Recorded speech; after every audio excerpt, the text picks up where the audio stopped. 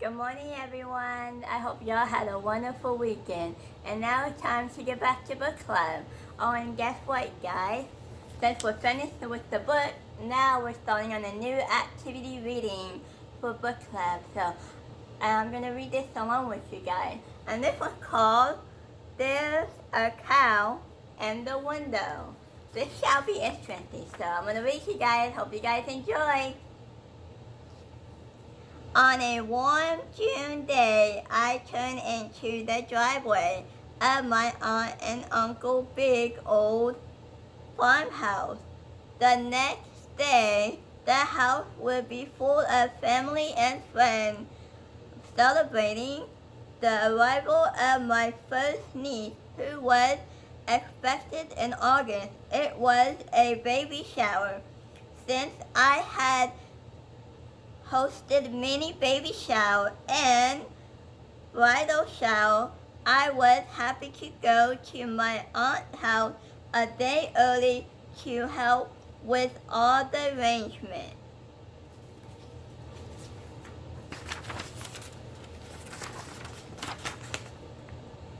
And I was drawn down the driveway. I noticed a woman standing at the front door at the firehouse holding a large pink balloon. My first thought was, this person must not know my aunt and uncle.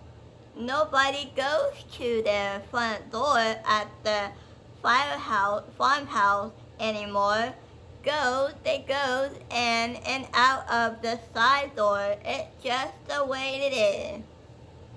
My second thought was, the pink balloon must be a gift for the baby shower, but wasn't the shower? But the shower isn't until tomorrow. I felt bad for this person arrived for the shower a day early. As I parked my car and got out, the woman walked toward me quickly. I realized that it was my closest friend from childhood, Anna.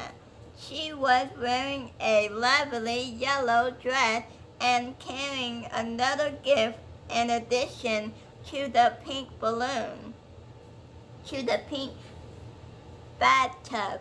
I was very happy to see Anna, but I was sad to tell her that she had to come to the shower on the wrong day. After a brief hug, we both spoke at the same time. The shower isn't until tomorrow, I said. There is a cow in the window, Anna said. What? We both asked at the same time.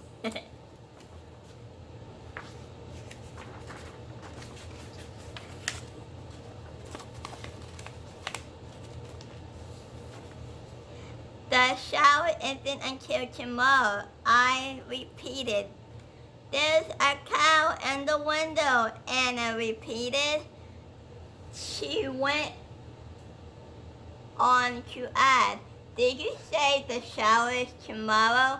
Yes, I'm so sorry, I said. You must have driven an hour to get here. Gosh, I'm sorry. I watched her facial expression change from confusion to surprise to defense. She began to cry. I took the big pink balloon from her hand and set it on the ground. Then I gave her another hug, a longer one, and decided I would ask her about the cow later.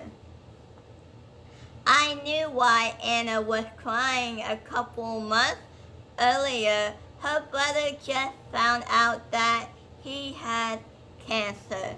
It was a very serious and destructive kind of cancer. Jeff's spine and other bones were collapsing and he was in a lot of pain. Anna and her family were very scared. They had been spending a long hour at the hospital with her brother. When she wasn't at the hospital, Anna was worrying about her brother. She also had a full-time job, 2 young children, and a husband with a broken leg. She was exhausted.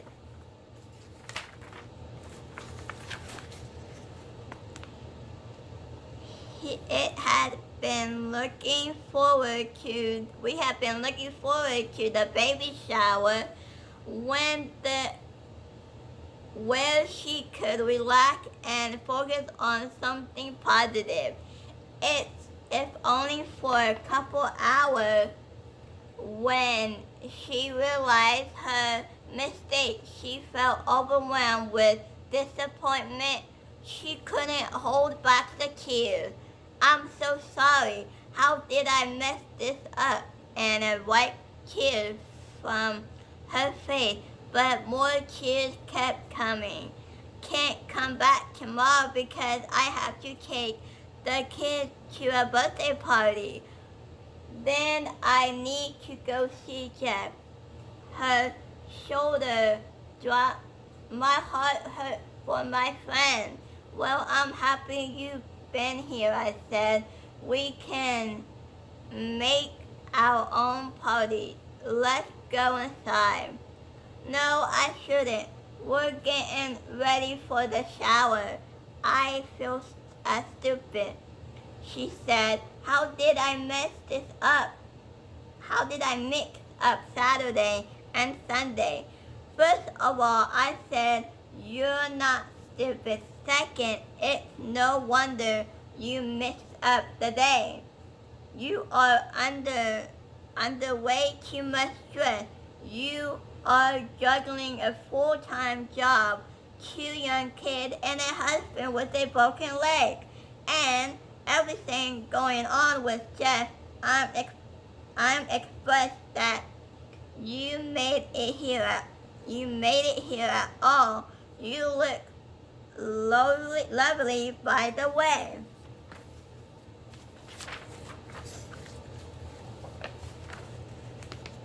I picked up the bathtub with one hand and put my other hand on her arm.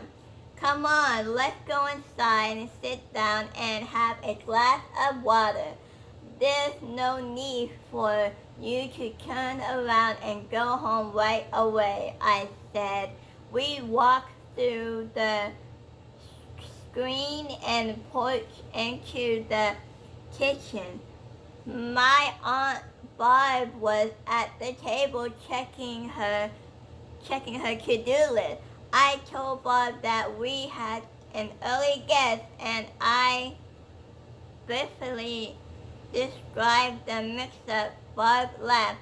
Warmly welcome Anna and invite her to have a seat. Barb walked over to the cabinet and took out 3 wine glasses. She pulled the cork on an already open bottle and began to pour wine into the glass. But there's still a cow in the window, Anna said. I thought that was what you said earlier. What are you talking about? Are you okay? I asked. I wonder if my friend might be imagining things. After all, I had driven past the house before I pulled into the driveway. Certainly, I would have noticed a cow stuck in the window.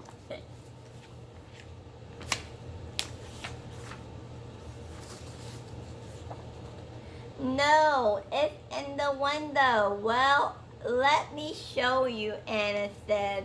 Barb and I followed Anna outside and around to the front of the house. Beneath each of the large windows on the front of the house were large holes edged with brick. these holes.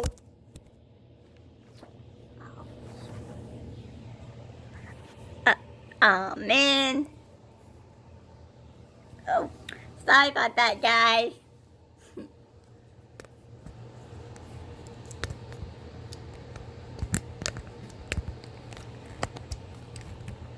Alright, let me get back to this story again. Sorry about now I got to start all over.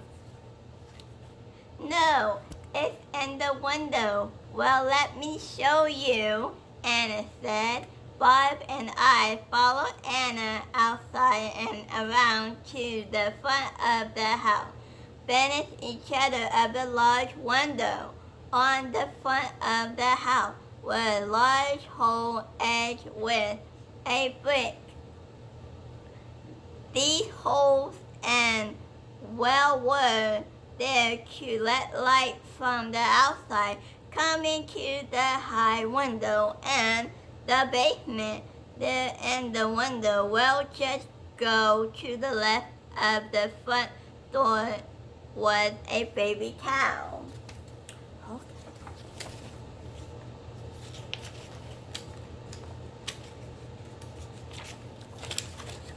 Hope you guys liking this story so far. It's been fun.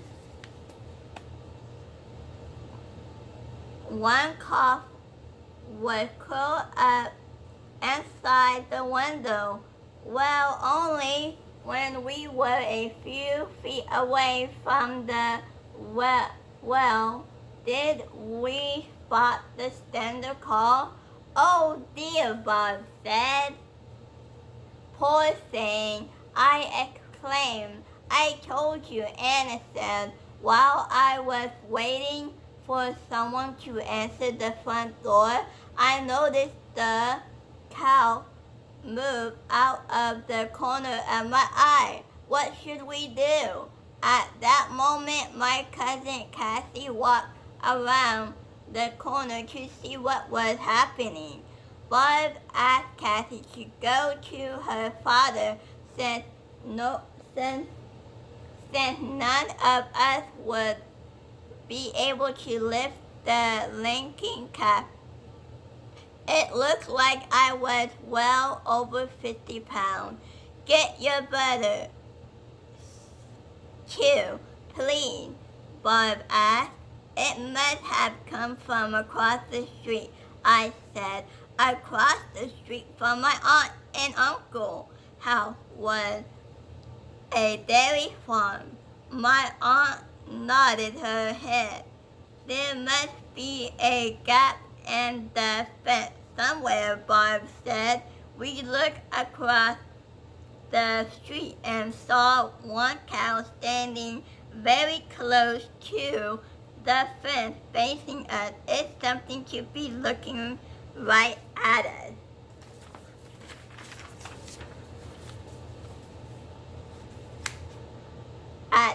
That must be it, Mother. Gosh, said Bob. All of us felt very sorry for the calf, and it muttered soon. My Uncle Will and Cousin Josh come to meet us, and we all stare at the baby cow in the window. Well, said Josh, go tell Jed that we got one of his cows here. I'm going to go look for something I can wrap around its body to pull it out. After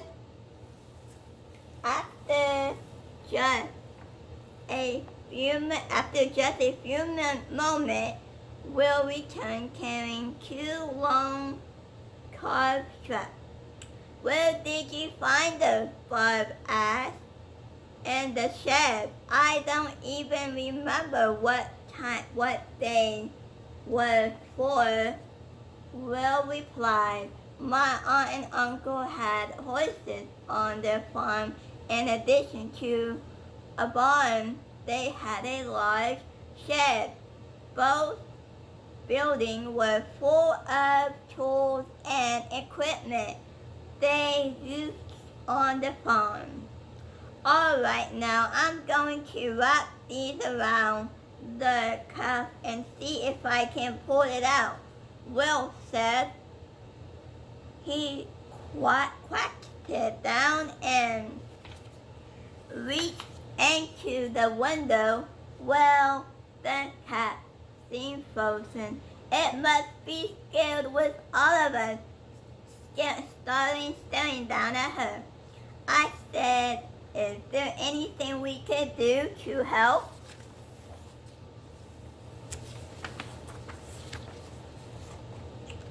Well, no, I just need to lift it from an end and reach the strap.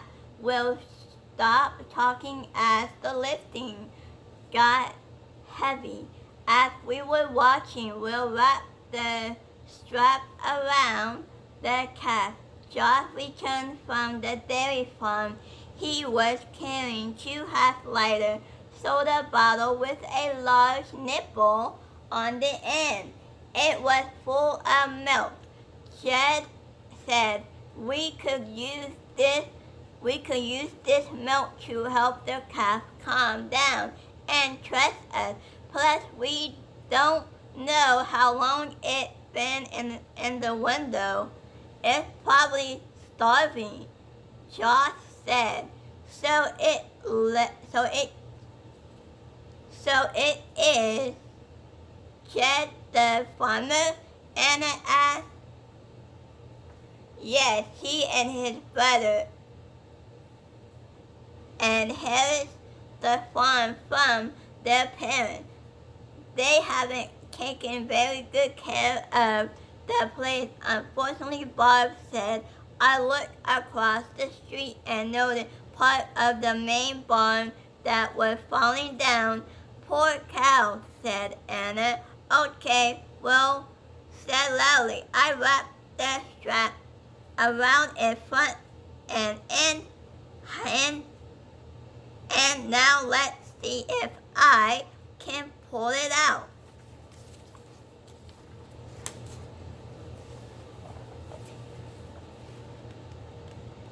He was holding the end of the strap. He bent down and began to pull. The cat began to wiggle. Will was sweating, but he seemed to be enjoying the challenge. Will pulled hard and the cat began to move slowly. Will hoisted the calf up and pulled it into the grass. It sprayed up into it and more quickly than any of us expected. It